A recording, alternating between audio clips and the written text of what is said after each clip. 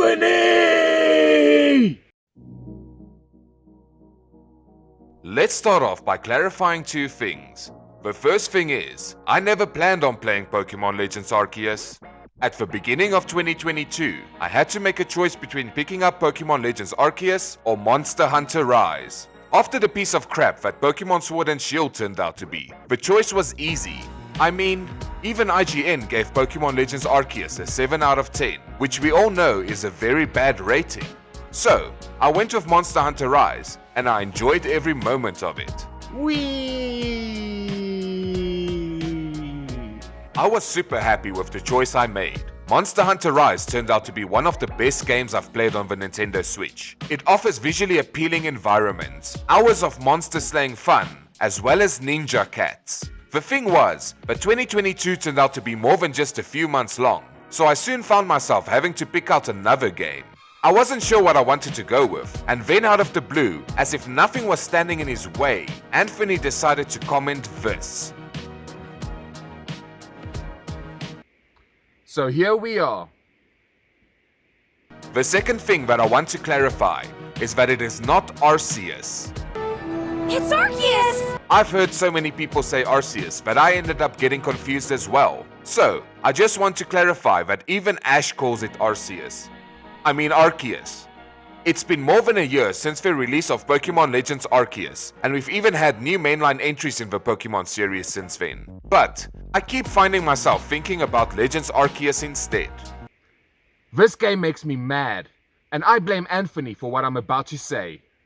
I did go into the game with hopes of something that wouldn't just end up disappointing me again. I was expecting something that feels a bit unpolished, with a lot of bugs, and as expected, they were everywhere. So let's start all the way back at the start. The game story breaks away from the traditional Pokemon story. You get sucked off into a time when dinosaurs and mammoths existed, to a time before Mr. Mime stared at Professor Oak this way when he greeted Ash's mom, to a time before the first Pokédex was completed. You end up in the Hisui region, which is what the Sinnoh region was known as in the past. You know, the Sinnoh region, it's that place that's responsible for the weird looking games with the screaming Pokemon covers. Anyways, throughout the game, you mainly stay in one town from which you go into different open areas. The beginning of the game feels like one long big tutorial that teaches you all the mechanics you will need to survive.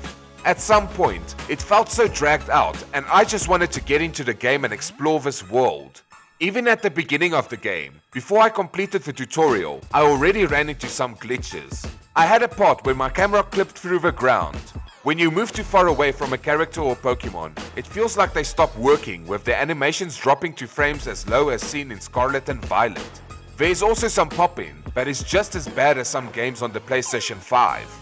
Some of the textures are extremely low quality and feel like they come from a PlayStation 2 game, instead of a game that was released in 2022. The dreaded XP share, which is one of my least favorite features in modern Pokemon games, made its return, and once again, there was no way to turn it off. Ah!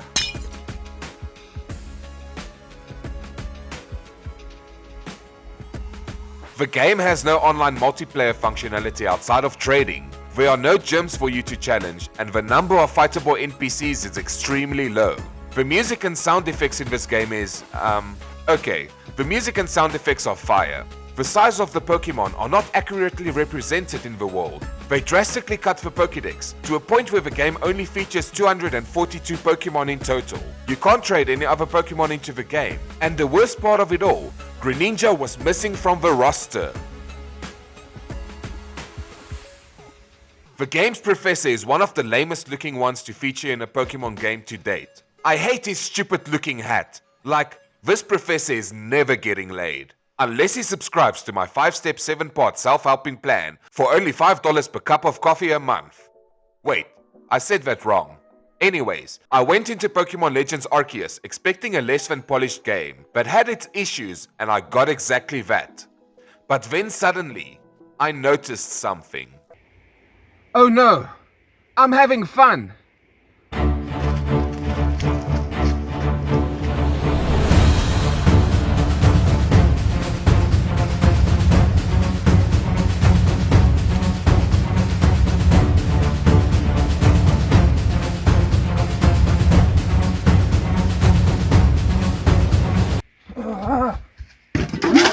Suck it, Sword and Shield!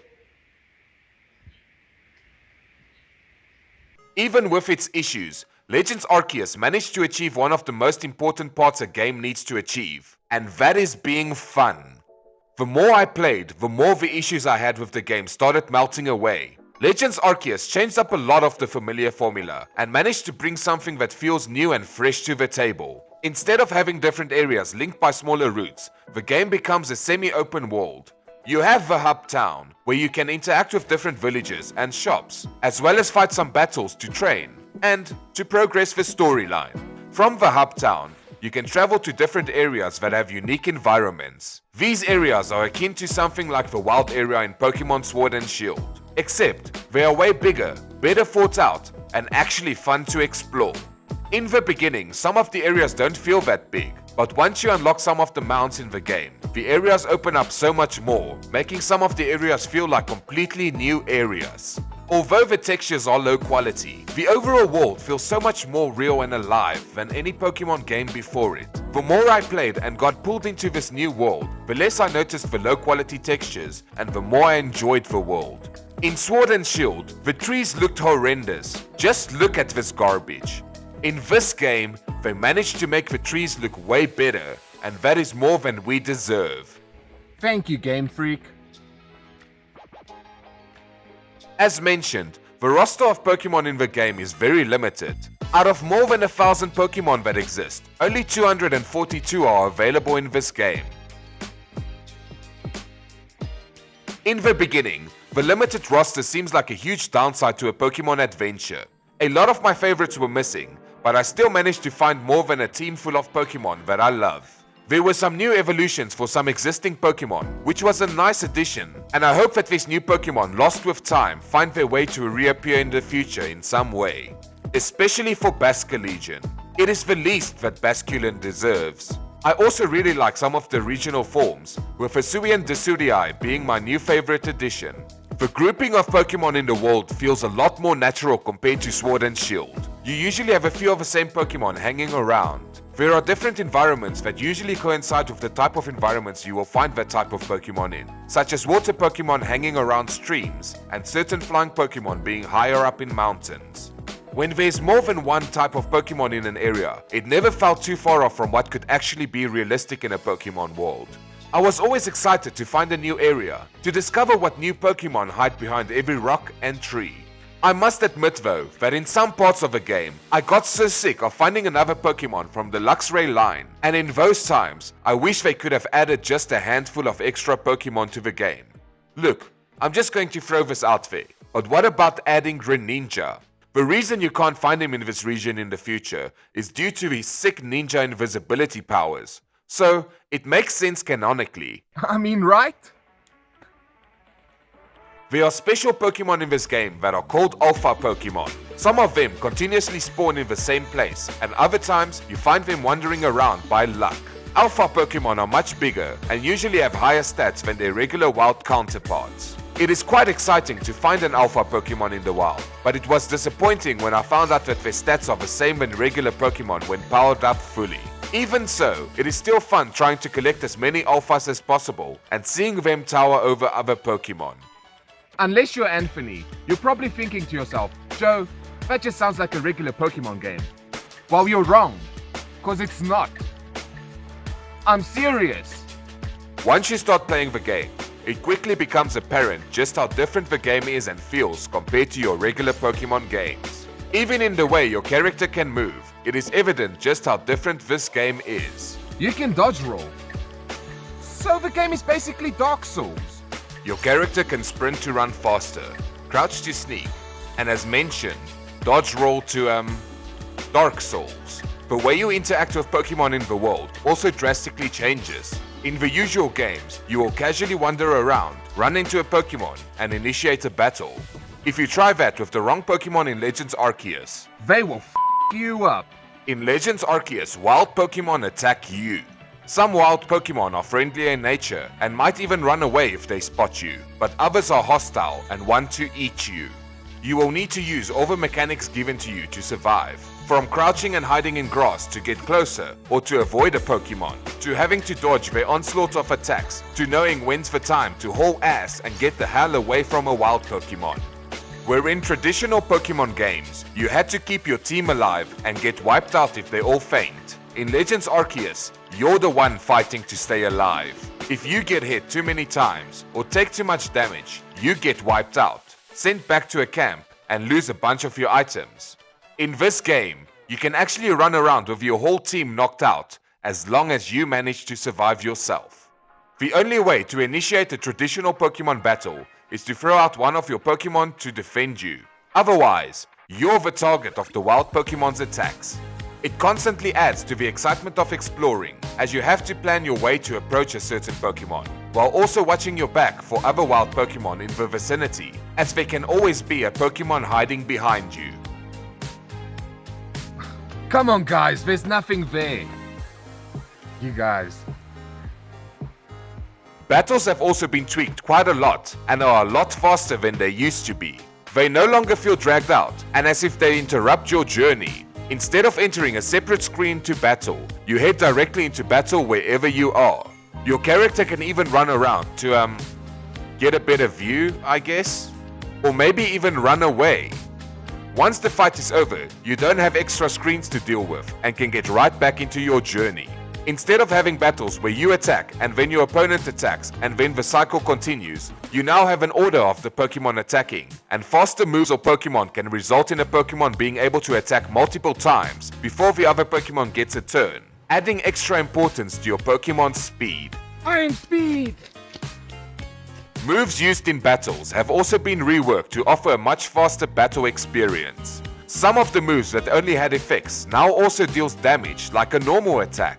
Some status effects also work differently, like Sleep being more on par with an effect like Paralyze, only making your Pokemon drowsy, which makes them doze off occasionally instead of being completely out of the battle. You also need to be aware of how many Pokemon are around when you initiate a battle, as it is possible to get into a battle against multiple wild Pokemon at once, while you can still only use a single Pokemon for battles.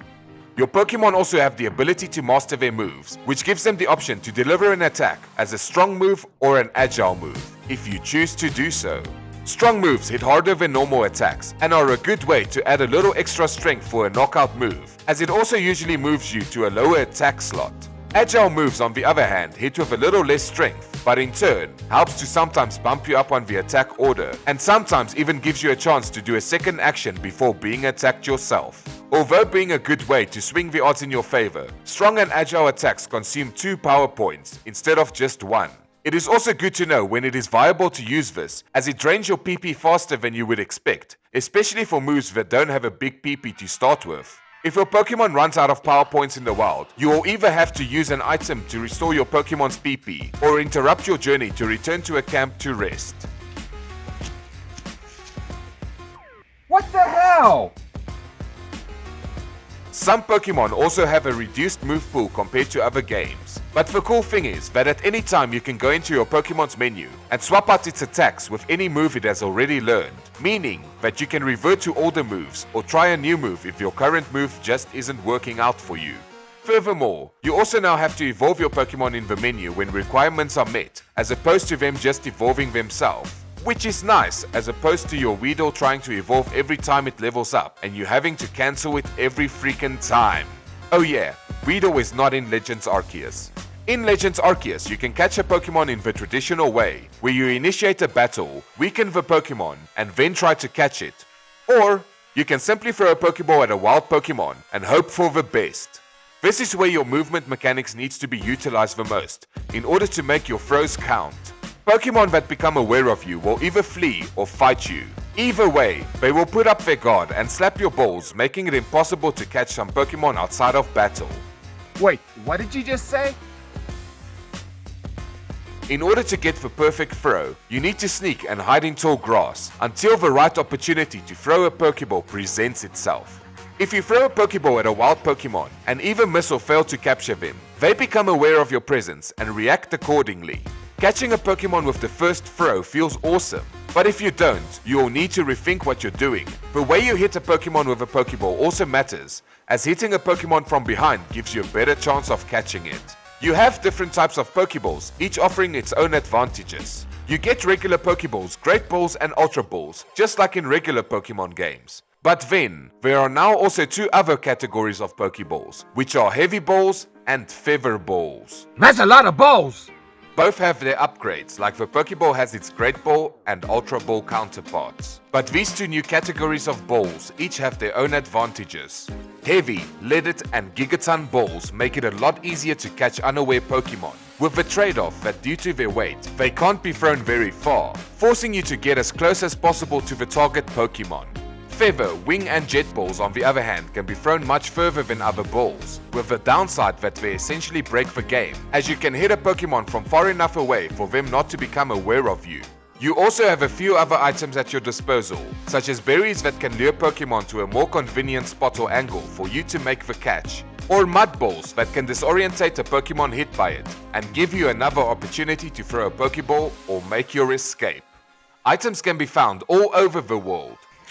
Oh wow, a sandwich!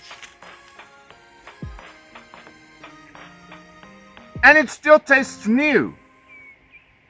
Some items can be picked up by your character, while certain items such as ore and berries require you to throw out a Pokemon to collect it. This works seamlessly and doesn't feel like it takes up much of your time, as it is usually done quickly and you can send out multiple Pokemons one after the other to collect different items around you at the same time. Some of the items you collect, such as berries, can be used as is, but other items will require you to craft them into usable items, such as potions or Pokeballs, to benefit your journey. This added an extra layer to the world, as it gave you more to look out for, while also getting around or plowing through wild Pokemon. The music and sound design in this game is nice. It is not on the same level as Donkey Kong or a Celine Dion concert, but it fits well with the overall feeling of a game and the situation you find yourself in. Sometimes, you wander around staying out of trouble, and the music is mainly chill, not overpowering all the other sounds with its presence. Then there are moments where there is no music and all you can hear are the sounds of the wind and wild Pokemon around you. And then out of nowhere, a fucking alpha Pokemon spawns and it attacks you and the music gets like da da da da and you try to run away, but your L3 button doesn't want to work for sprinting and the Pokemon gets closer, and as a last resort you throw out a Pokemon, but you accidentally forget to switch out the Pokemon and throw out your underpowered Psyduck, and he goes into a panic going like what the quack man, and the music kicks up and goes like da da da da da da da da da da. And the offer immediately knocks out your Psyduck, but now you can switch to your strong Pokemon, which you accidentally left in your pasture because you wanted to take a selfie of your Chingling out to show your friends just how big it is. So without any way of winning, you wear down the alpha Pokemon as much as you can, and then you throw out the best Pokeball you have, and it lands and twists on the ground before setting off a legal firework, and once again, you're safe, and the music calms down, and you can once again enjoy the calm sounds and cries of Pokemon. Until another alpha shows up.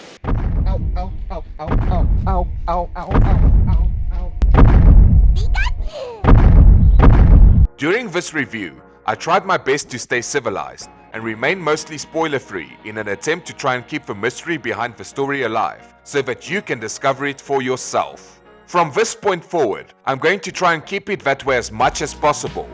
But warning, minor spoiler alert. In the story, you get pulled into the Hisui region in a time before humans and Pokemon lived in harmony, as they do in Ash's time. At this time, people did not even know much about Pokemon and their habits, as there hasn't even been a Pokédex invented yet. In fact, even the Pokeballs used in the story are prototype Pokeballs that appear wooden, as opposed to the smoother, more modern Pokeballs that come from China and are made out of plastic. You end up on the beach by a village set up by Team Galaxy, but they are the good guys. It quickly becomes evident that there's something wrong with the world, and you get tasked to deal with it, as you apparently have a knack for dealing with wild Pokemon, better than people who have undergone training for it. Hooray! You mainly work with members of Team Galaxy to progress through the world, to try and discover the reason for things in the world getting out of hand. They also upgrade your star level as you reach certain milestones, which allows you to easier catch and control higher level Pokemon. You sometimes also work with the members of the Pearl and Diamond clans to also solve their issues. That's a lot of issues for one teenager to deal with. There are moments where the story fell a bit flat, and there are some characters that I couldn't stand. But for a Pokemon game, it had some intense moments, and the new type of story felt really refreshing. Although the story is not the best, I do have to say that I really enjoyed being able to explore the world without Hop popping in every few seconds. I really hate Hop. Through the story, you will encounter noble Pokemon which are powerful Pokemon, held to high regard by the locals of the region. Noble Pokemon play a big part in the story and cannot be caught. You can, however, still obtain a normal version of those Pokemon in the game, just not the noble ones. Nobles play one of two major roles in the game. There are rideable noble Pokemon, Whee!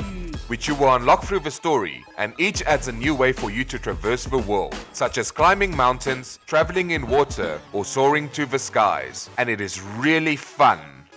You can switch between them with ease, and the game will usually recognize which noble you will need for the terrain you're on, so that you can explore seamlessly.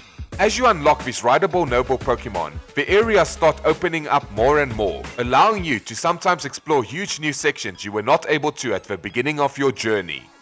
The other type is frenzied noble Pokemon, which you will have to face off against in some intense battles, which will earn you a stamp. Thank you? These battles are different to regular Pokemon battles, as you will need to throw bags at them in order to defeat them. You have the option to use Pokemon at some points in the fight, but you can complete the battle without once throwing out a Pokemon. Some of these fights are really hard and can become a roadblock for less experienced gamers. This game has moments that are much harder to deal with than any Pokemon game before it, and I really enjoyed that. One of your main tasks throughout the game is completing the very first Pokédex. This is much more complex than just catching all of the Pokemon once, as certain Pokemon have certain requirements for their Pokédex entries to be completed. Some will need to be caught multiple times, others will have to use certain moves in battle, some need to be evolved, and some even need to be fed a certain amount of times. Completing the Pokédex is necessary to unlock the final legendary Pokemon, and was the part of the game I had the most fun with. Although I completed all the entries necessary to complete the Pokédex, I still have a lot of tasks to complete, so I still look forward to 100% completing all entries in the future. The task of completing the Pokédex means you would be swapping out your team frequently to complete the different Pokédex entries. And this was where the permanent experience share started to feel less like a negative, as opposed to other entries that use this feature. Wait, what? Yeah, you heard me right. For some reason, the experience share felt a little more balanced than in previous games, and didn't mess with my fun that much this time around.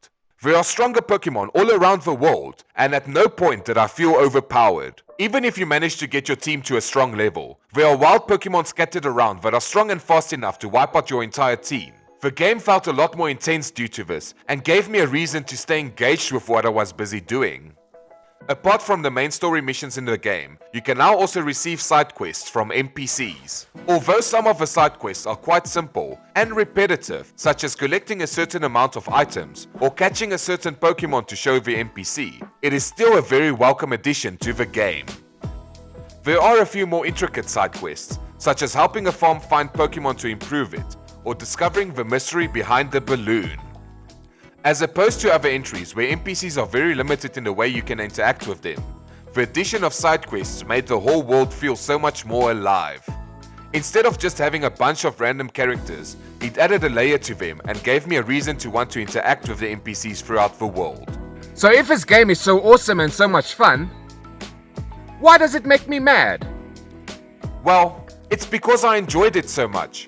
After finishing it, I was mad that Sword and Shield were not better, and more like this. I was mad that this was a spin-off and not the new main direction for the franchise. And I was mad that I felt much more limited in my movement when I tried playing Pokemon Scarlet.